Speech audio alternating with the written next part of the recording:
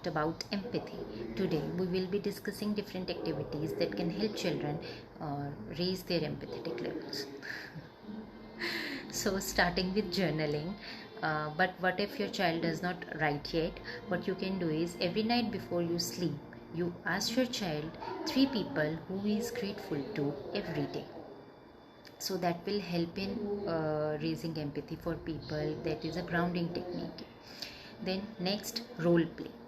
Create a list of people who your child interacts with every day and tell the child to pretend play that person. You ask the child to play the role of that person, like one of his friends that enters the class and is finding a seat to sit, and if anybody helps the child, how the child is feeling. This will help the child understand how we react in different situations, how we feel in anxiety, in different emotions. Then what you can do is emotion cards. That is a fun activity. Create emotion cards with your child and discuss each emotion card.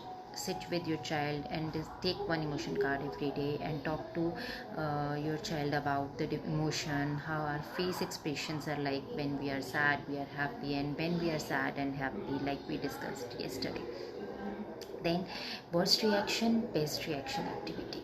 In this activity you give your child a scenario and ask the child what would be his worst reaction and the best reaction to the situation. Like for example, you tell the child that what if your friend is crying, what would be your best reaction and what would be your worst reaction, and then discuss why the worst reaction was worst and why the best reaction was best. Then what else you can do? What to say activity. This is like this, the best and the worst reaction. What you can do is you give your child, again you give your child a situation and give two options to react, and whatever child chooses you discuss it accordingly. For example, you tell the child that one of his friends trips over and fell, and the milk in his hand that fell over his clothes and the floor. Then what would be his reaction? A, you give the option that ha ha ha, child is laughing and says, oh, this is so much mess. Second option, you give the child that you ask the friend, are you okay, can I help? So whatever child chooses, you discuss it accordingly. What else? You see, empathy is accepting the differences we all have, understanding that we are different in many ways. So you ask the child to discuss to tell different flavors of ice creams in the family everyone loves different flavor, and you name the flavor. This will help child understand that everybody is different, everybody has different interests, likings, and in many ways we are different.